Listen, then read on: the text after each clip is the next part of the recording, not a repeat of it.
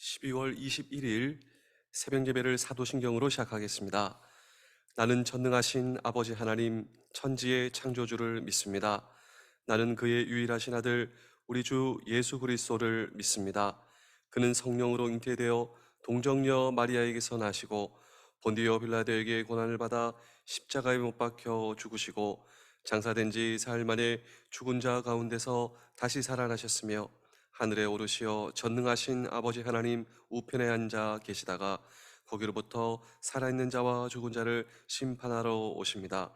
나는 성령을 믿으며 거룩한 공교회와 성도의 교제와 죄를 용서받는 것과 몸의 부활과 영생을 믿습니다. 아멘. 찬송가 91장을 함께 찬양하겠습니다.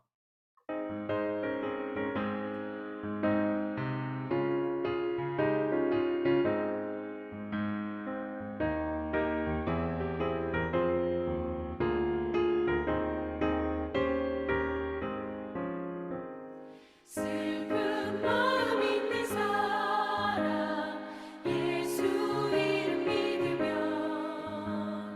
영원토록 변함없는 기쁜 마음 얻으니 예수의 이름은 세상의 소망이요 예수의 이름은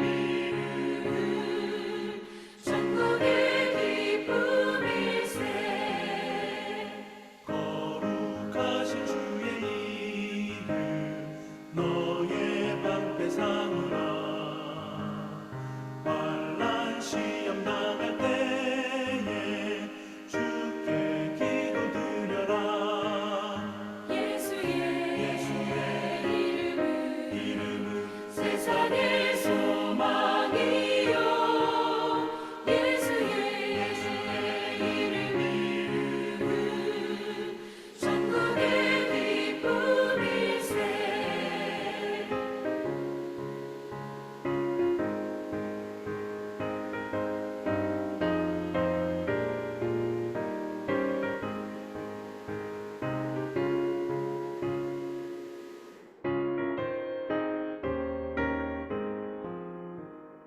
존귀하신 주의 이름 우리 기쁨 되도다. 주의 품에 안길 때에 기뻐 찬송 부르리. 예수의 이름은 세상의 소망이요 예수의 이름은 천국의 기쁨일세. 우리 갈 길 다간 후에 보좌 앞에 나아가 왕의 왕께 경배하며 면류관을 드리리. 예수의 이름은 세상의 소망이요 예수의 이름은 천국의 기쁨일세.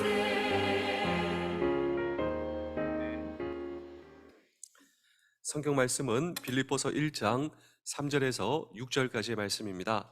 빌립보서 1장 3절에서 6절까지의 말씀을 우리 다 함께 읽겠습니다. 시작. 내가 너희를 생각할 때마다 나의 하나님께 감사하며 간구할 때마다 너희 무리를 위하여 기쁨으로 항상 간구함은 너희가 첫날부터 이제까지 복음을 위한 일에 참여하고 있기 때문이라. 너희 안에서 착한 일을 시작하신 이가 그리스도 예수의 날까지 이루실 줄을 우리는 확신하노라. 아멘. 혹시 마음속에 정말 내가 사랑하는 교회, 내가 은혜 받았던 교회, 그 교회가 있으시죠? 우리는 또 군인으로서 또 많은 교회를 경험하고 또 내 고향 교회, 또 아버지 어머니가 다니시던 교회, 함께 다니던 교회, 그 어떤 교회가 내 마음속에 자리 잡고 있어요. 은혜 받은 교회, 내가 사랑하는 교회.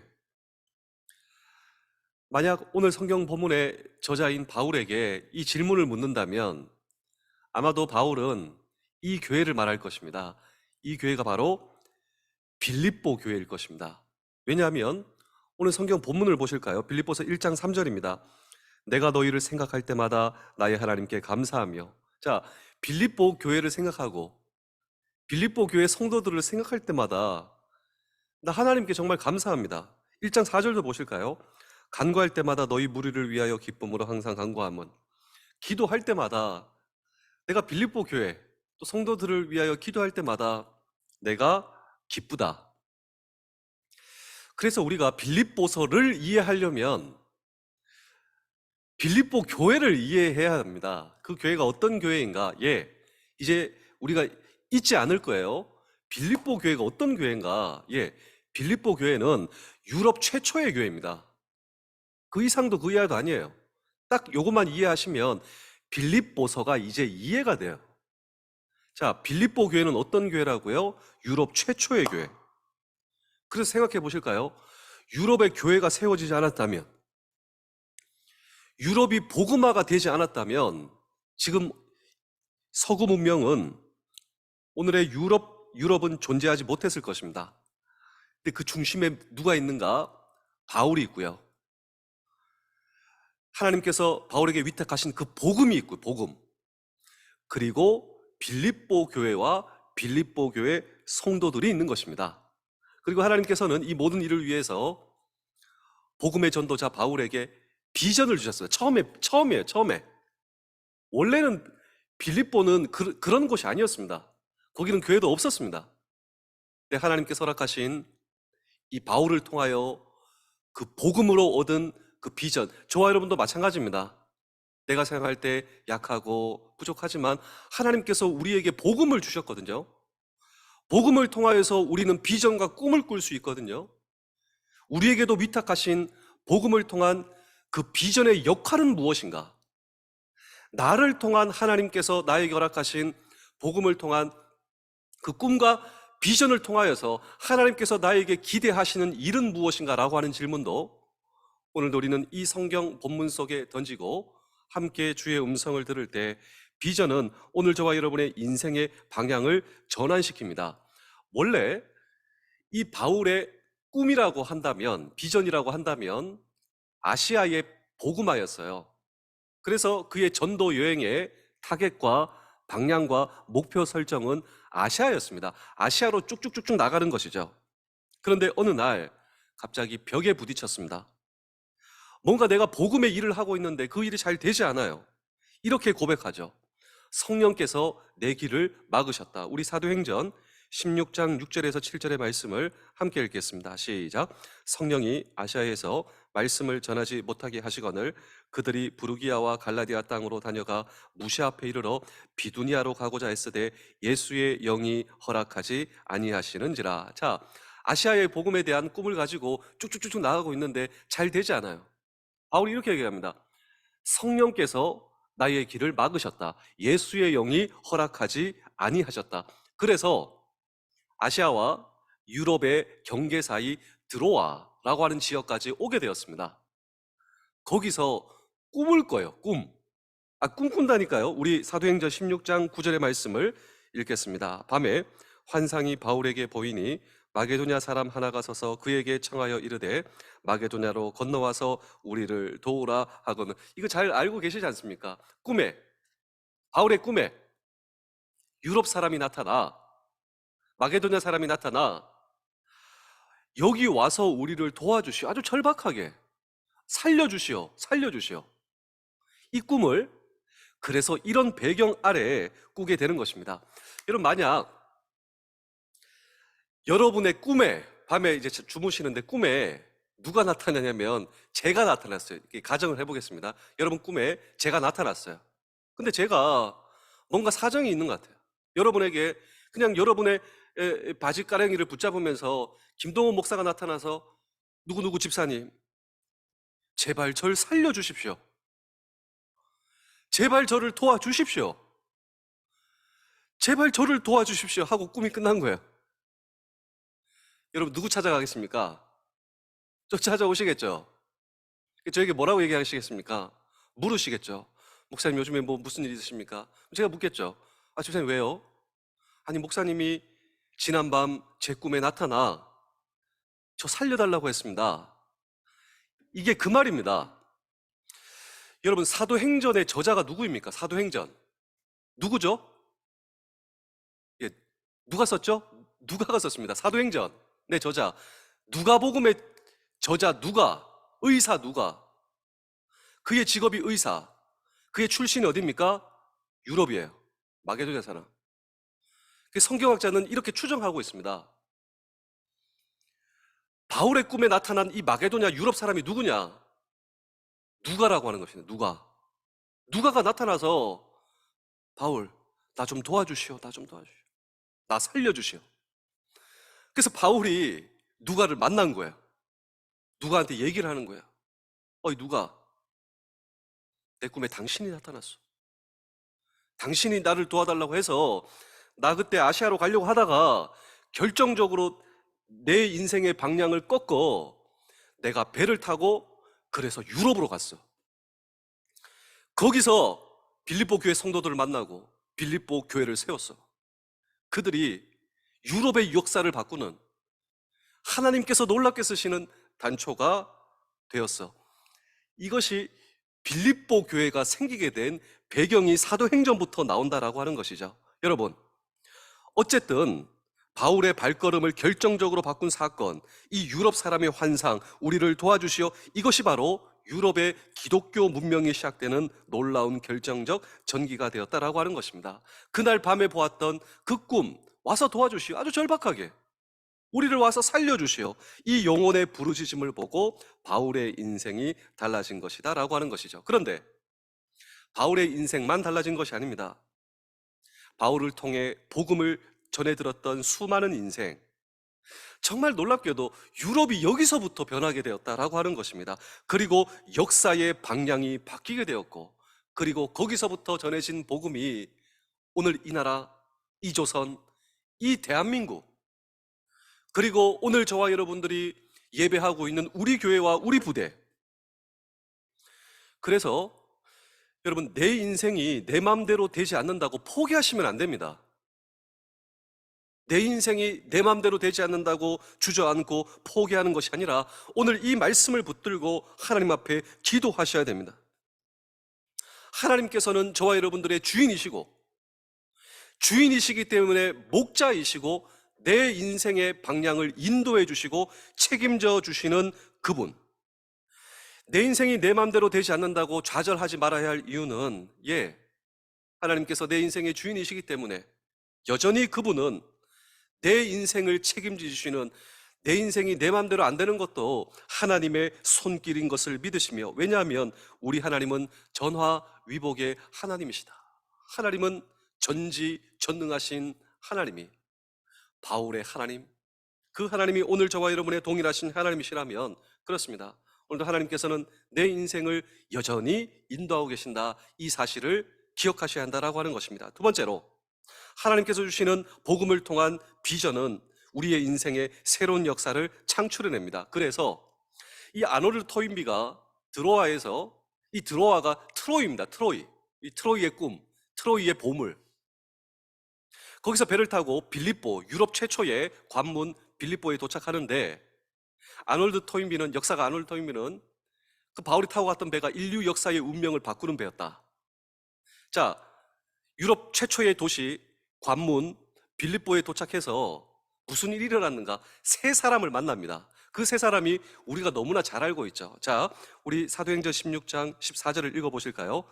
두아디라시아에 있는 자색 옷감 장사로서 하나님을 섬기는 루디아라 하는 한 여자가 말을 듣고 있을 때 주께서 그 마음을 열어 바울의 말을 따르게 하신지라. 자, 루디아가 여기서 나옵니다. 이 루디아는 비즈니스 우먼이에요. 사업하는 사람이에요. 그 사업에 여러 가지가 복음을 통해 쓰여지는 것입니다. 여러분, 이거 놀랍죠? 내가 하는 일이 나는 세속적인 일이라고 생각했는데, 내가 하는 일을 통하여 하나님의 사역을 스폰서할 수 있다. 내가 하나님의 사역을 도울 수 있다. 여러분, 이것인 것입니다. 내가 생각할 때 내가 하는 일이 세속적인 일이면 그 일은 세속적인 일인 거예요.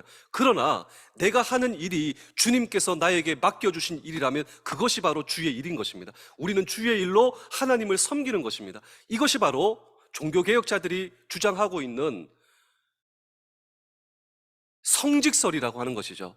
직업 소명설. 내가 하고 있는 일이 주님께서 나에게 맡겨주신 일이라면 그것이 바로 주의 일이다. 만약에 소의 젖을 짜고 있는 하녀가 이 일이 주님께서 나에게 맡겨주신 주의 일이라면 나는 이 일로 주를 섬긴다. 루디아가 바로 그 일을 하고 있는 것이죠. 자, 우리 그래서 사도행전 16장 15절입니다. 그와 그 집이 다 세례를 받고 우리에게 청하여 이르되 만일 나를 주로 믿는 자로 알거든 내 집에 들어와 유하라 하고 강권하여 머물게 하니라. 유럽 최초의 전도 열매가 생기는 거예요. 두 번째로 누구를 만나냐면 점치는 여인을 만납니다. 복음을 전하죠. 이제 점 안 쳐요. 아주 유명한 여인이었는데 문제가 생기죠. 그녀를 고용했던 사장이 바울을 고소하고 고발하는 것입니다. 그래서 바울이 그 유명한 빌립보 감옥에 갇히는 것입니다. 그런데 감옥에서도 바울과 실라가 여전히 하나님을 의지하며 기도할 때 감옥이 흔들리는 거예요. 묶고 있던 쇠사슬이 풀리고 나오는 것이죠. 이 모든 것을 보고 있었던 감옥의 간수가 책임을 느끼고 사고를 치려고 하는데 막는 것이죠. 복음을 전합니다. 그때 전했던 복음이 그 유명한 사도행전 16장 31절을 읽겠습니다. 이르되 주 예수를 믿으라. 그리하면 너와 너의 집이 구원을 받으리라. 이게 그때예요. 주 예수를 믿는 것은 하나님과 나 사이는 개인적인 관계입니다. 내가 누군가를 위해서, 내 자식을 위해서, 내 부모를 위해서 대신 믿어줄 수가 없어요. 그러나 이 복음은 너무 좋거든요. 내가 복음을 받으면 내 주위에 가장 가까운 사람들에게 복음을 전할 수밖에 없어요. 그래서 복음을 믿으면 그 가정과 가문이 주 예수를 믿으면 너뿐만이 아니라 너의 집이 구원을 얻으리라. 루디아, 점치는 여인, 간수, 이 세 사람이 복음의 거룩한 도구가 돼요. 주님의 이 복음에 그의 인생이 변화돼요. 그리고 그들이 유럽을 변화시키는, 그리고 빌립보 교회 초창기 최초 멤버가 되는 것입니다. 이들이 빌립보 교회 성도들, 이들이 유럽을 변화시키는 거룩한 주의 도구가 되는 것이죠. 원래 이 계획은 바울에게 있었습니까? 없었습니까? 없었어요. 원래 바울은 아시아로 가려고 했다니까요. 근데 하나님께서는 복음을 통하여 바울에게 비전을 주시고 그의 인생의 방향을 전환시킬 뿐만 아니라 그를 통하여 새로운 역사를 창출해 내셨다라고 하는 것이죠. 원래 바울이 계획한 것은 아니었지만 합력하여 선을 이루시는 하나님을 의지하며 나아갈 때 그는 새로운 역사를 창조해 낼 수가 있었습니다. 우리 사랑하는 성도 여러분, 장로님 여러분, 군가족 여러분, 아직도 우리가 살아있어요. 내가 살아있는 이유는 하나님께서 나에게 맡기신 일이 있고 하나님께서 나에게 시키실 일이 있다라고 하는 것입니다. 주님 앞에 우리의 믿음과 인격이 성숙한 과정 가운데 있는 거예요. 그 가운데 하나님께서는 우리에게 비전을 주십니다. 그리고 우리에게 비전을 주실 것입니다. 그것을 통하여 우리의 인생을 여전히 인도하시는 하나님을 바라볼 수 있는 우리 모두 될 수 있기를 주의 이름으로 축복합니다. 마지막으로 그 비전은 우리로 하여금 참된 기쁨으로 살게 합니다. 처음에 이 바울이 빌립보에 왔을 때는 AD 51년이었습니다. 드로아에서 배를 타고 빌립보에 도착했을 때가 AD 51년. 그런데 사실 이 빌립보서는 AD 61년, 10년 뒤에 쓰여졌어요. 어디서 쓰여졌냐면 로마의 감옥에서 빌립보 교회 성도들, 루디아, 그때 점치는 여인, 그때 그 사람, 감옥의 간수와 그의 가족들, 루디아의 가족들, 이 빌립보 교회 성도들의 멤버를 생각하며 로마의 감옥에서 빌립보 교회와 그 성도들 향하여 쓰는 편지가 여러분 사실 빌립보서입니다. 그래서 빌립보서를 옥중서신이다. 바울이 로마의 감옥에서 그들을 생각하며 내가 그들을 생각할 때 기쁘고 감사하고 그들을 위해서 기도하면 하나님께 정말 눈물밖에 나지 않는다. 그래서 오늘 성경 본문이 이해가 되는 것이죠. 우리 빌립보서 1장 3절에서 4절입니다. 내가 너희를 생각할 때마다 나의 하나님께 감사하며 간구할 때마다 너희 무리를 위하여 기쁨으로 항상 간구하면, 중요한 단어가 무엇입니까? 기쁨이에요. 그래서 이 빌립보서를 사실 기쁨의 서신이다 이렇게 표현합니다. 별명이 기쁨의 서신이에요. 기쁨이라고 한 단어가 16번 계속 반복되고 있죠. 그런데 사실 기뻐할 수 있는 이유, 사실 이게 이해를 해야 돼요. 빌립보서 1장 5절입니다. 너희가 첫날부터 이제까지 복음을 위한 일에 참여하고 있기 때문이라. 자, 그들이 복음을 받아들인 후 복음 안에 살고 있다라고 하는 것이죠. 복음의 가치를 알고 복음 안에 머물며 살며 놀라운 사실, 이것이 바로 기쁨의 근원이다라고 하는 것입니다. 우리 시대에 번영신학이라고 하는 단어가 있는데, 이 번영신학은 이 가르침이 뭐냐? 대체로 이것입니다. 예수 믿으면 만사형통합니다. 병에 걸리지 않고 예수 믿으면 모든 일이 잘 됩니다. 이것이 번영신학이 가르치는 가르침이다라고 하는 것이죠. 근데 사실 그렇지 않거든요. 이것은 복음이 아니거든요. 성경은 그렇게 가르치지 않으십니다. 이걸 잘 구별을 해야 되는데, 주변의 상황은 아직 분리할 수가 있습니다. 바울처럼 말이죠. 바울은 지금 감옥에 갇혀 있거든요. 세상으로 보자면 잘된 일이 아니거든요. 그런데 그는 기뻐하고 있습니다. 뭐 때문에 기뻐하고 있습니까? 출세했기 때문에 기뻐하고 있습니까? 건강하기 때문에 기뻐하고 있습니까? 뭐 때문에 기뻐하고 있습니까? 바로 복음 때문에 기뻐하고 있습니다. 사람을 살리는 복음. 그때 루디아와 점치는 여인, 감옥의 간수 뿐만 아니라 나를 변화시킨 복음, 인생을 변화시키는 놀라운 복음, 그리고 내가 복음 안에 살고 있다, 내가 복음을 붙들고 있다라고 하는 사실 때문에, 그리고 더군다나 나로 하여금 복음을 전하는 사람으로 하나님께서 나를 사용하고 계시다, 이 소중한 가치를 알고 복음 안에 머물고 있다라고 하는 사실을 알고 기뻐하며 그리고 기쁨 가운데 걸어가는 것, 저는 이것이 진정한 그리스도인의 기쁨이 되어야 한다라고 믿습니다. 이 기쁨은 감옥이 빼앗아 갈 수 없는 기쁨입니다. 환경에 의해 좌지우지 될 수 없는 기쁨입니다. 세상에 많은 사람들은 환경의 조건 때문에 기뻐하거든요. 그런데 사실 환경의 조건 때문에 일시적으로 기뻐할 수 있지만 사실 그것 때문에 더 좌절할 수밖에 없습니다. 인생은 오르막이 있으면 내리막도 있고, 기뻐할 게 있으면 슬퍼할 것도 있고, 환경 때문에 좌우된다면 우리는 계속 좌절될 수밖에 없을 거예요. 왜냐하면 사실 우리가 우리의 인생을 보자면 내 건강은 계속 악화될 거기 때문입니다. 세상적으로 보자면 내 조건은 계속 내려갈 수 있다라고 하는 것이죠. 그런데 감옥이 빼앗아갈 수 없는 기쁨, 쇠사슬이 맬 수 없는 기쁨, 바울은 이렇게 그들에게 고백하고 있는 거예요. 여러분, 이 기쁨 안에 살아가시기를 바랍니다. 빌립보서 4장 4절입니다. 주 안에서 항상 기뻐하라. 내가 다시 말하노니 기뻐하라. 자, 기뻐하라 명령하고 있는데요, 여러분, 상황이 불리하고 어렵지만 이 상황 가운데 어떻게 기뻐할 수 있는가? 이 성경 말씀 안에 중요한 이 키가 있습니다. 무슨 키가 있냐면 주 안에서 기뻐하라. 우리가 그리스도 안에 있는 사람이라면, 그리스도께서 내 삶의 주인이시라면, 그 그리스도께서 나와 함께 하심을 믿는다면, 그리스도께서 내 기도를 들으시고 있다라고 하는 사실을 믿을 수 있다면, 비록 나를 둘러싼 상황이 어둡고 불편할지라도 아직도 나는 기뻐하는 사람이 될 수 있는 줄로 믿습니다 라고 하는 고백인 것이죠. 그렇다면 사랑하는 성도 여러분, 장병 여러분, 군가족 여러분, 그리스도 안에서 예수님은 실수하지 않으십니다. 그분은 나의 주인이시고 그리고 나를 향하여 하나님의 뜻을 이루시고 말 것입니다.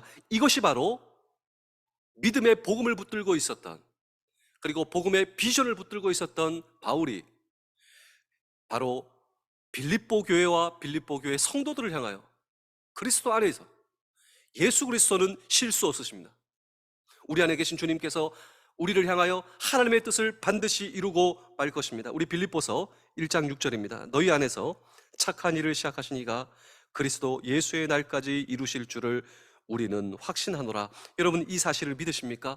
감옥에 내가 있지만 내 안에 계신 예수 그리스도께서 나를 향한 하나님의 뜻을 이루실 것이고, 그리고 여러분 안에 그리스도께서 하나님의 뜻을 여러분을 향하여 반드시 이루실 것을 믿습니다.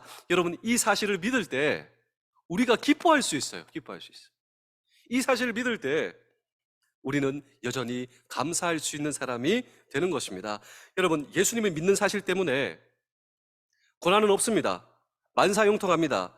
저는 이것이 성경적 복음이 아니다 이렇게 말씀을 드렸습니다. 그럼에도 불구하고 여러분 잘 들으십시오.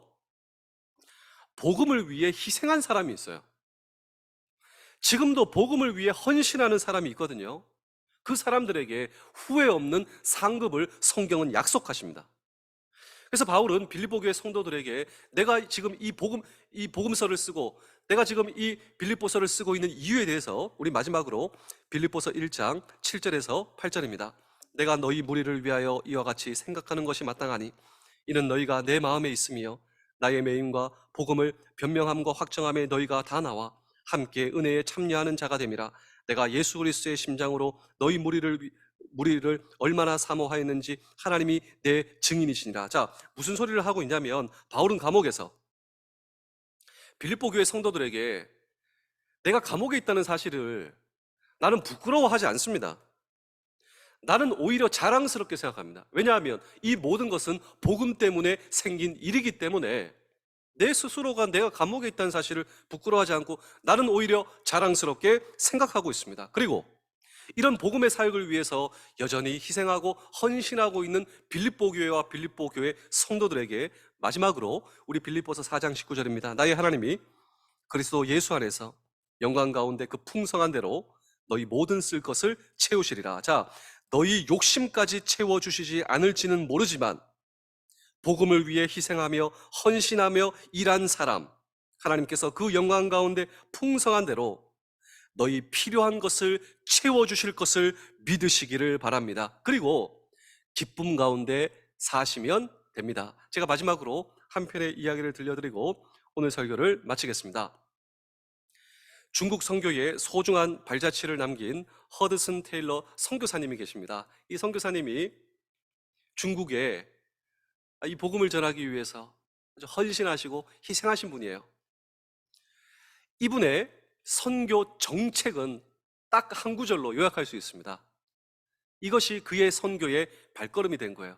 그것이 무엇이냐면 이것입니다. 하나님의 뜻에 맞는 하나님의 일에 하나님의 공급과 지원이 부족할 수 없다. 내가 사람에게 가서 기대하고 사람에게 가서 도와달라고 나 그렇게 하지 않는다. 이것이 그의 정책이었어요. 왜냐하면 물론 사람이 도와주지만 사람이 내 일의 중심이 되는 것이 아니라 내가 하나님의 뜻에 맞는 하나님의 일을 한다면 그 하나님께서 나를 보시고 기뻐하시지 않겠는가? 그리고 하나님께서 사람을 통하든 어떤 상황을 통하든 하나님께서 나를 도와주시지 않겠는가? 가장 중요한 것은 무엇이냐면 내가 사람에게 잘 보이기 위해서 돌아가는 것이 아니라 내가 하나님의 뜻에 맞는 하나님의 일을 나를 불러주신 삶의 현장에서 내가 감당하고 있다면 내가 비록 세상 일을 하고 있지만 이 일은 하나님께서 맡겨주신 일이므로 나는 하나님의 일을 하고 있다. 그리고 하나님의 뜻에 맞는 하나님의 일을 하고 있다면 하나님께서 내 일을 책임져 주실 줄로 믿습니다. 우리 사랑하는 성도 여러분, 장병 여러분, 군가족 여러분, 이제 우리 차례입니다. 하나님께서 저와 여러분에게 전달해 주신 복음, 그리고 복음을 통한 비전, 오늘 저와 여러분이 주 안에서 나에게 맡겨주신 가정이 있어요. 부대가 있습니다. 직장이 있고 우리 소중한 교회가 있습니다. 오늘도 그 모든 가운데 주의 뜻에 맞는 주의 일을 하게 하여 주옵소서. 그리고 주님, 이 일이 막중합니다. 제가 하면 할수록 제 능력의 한계와 약함을 깨달을 수밖에 없습니다. 그러나 주님, 저는 이 일이 주의 일이라고 생각합니다. 주님께서 저에게 맡겨주신 일이라고 생각합니다. 여러분, 부인은 남편을 위해서 주님, 제 남편을 도와 주옵소서. 제 자녀를 지켜 주옵소서. 우리 부대를 지켜주시고 우리 모든 장병들과 함께하여 주시옵소서. 여러분, 그러한 사역이 우리 가운데 일어날 수 있다면 이 복음의 사역을 보시고 하나님께서 기뻐하시지 않겠습니까? 하나님께서 기뻐하시며 오늘도 하나님께서 지키시기에 가치 있는 하나님의 사역 붙드는 오늘 저와 여러분 될 수 있기를 주의 이름으로 축복합니다. 기도하겠습니다. 나의 하나님 아버지, 오늘도 귀한 하루를 허락하심에 감사합니다. 올해를 시작할 때는 갈 길이 먼 것 같았는데 어느덧 한 해가 열흘밖에 남지 않았습니다. 한 해 동안 혼자 걷지 않게 하시고 늘 함께 하심에 감사합니다. 얼마 남지 않은 만큼 오늘 하루를 더욱 소중하게 보내기를 원합니다. 나의 유익과 상관없는 이웃에게 얼마나 관심을 보였는지 돌아보게 하시며 너무 가까워 무심결에 상처를 준 사람은 없는지 기억하게 하시고 올해가 가기 전에 용서를 구하고 화목하게 하게 하여 주시옵소서. 이 땅을 사랑으로 덮는 하나님의 자녀가 되기를 원합니다. 지난해 주님이 주신 은혜를 하나하나 헤아리며 감사하겠습니다. 형식적인 감사가 아니라 진심으로 감사하기를 원합니다. 내가 받은 상처, 성취되지 못한 소원들을 헤아리며 마음이 얼어붙지 않게 하시며 하나님께서 주시지 않으면 무엇도 누릴 수 없음을 기억하며 제가 받은 크고 작은 모든 것들에 하나하나 감사와 찬양을 드립니다. 오늘도 내게 허락하신 모든 것들을 인하여 감사합니다. 하나님이 누구신지 알고 내가 누구인지를 알아 겸손하게 하시며 오늘 선 자리에서 마지막까지 제 몫을 다하기를 원합니다. 주님 앞에 부끄러움이 없는 한 해 되게 하시며 나의 모든 것 되시는 예수 그리스도의 이름으로 기도하옵나이다. 아멘.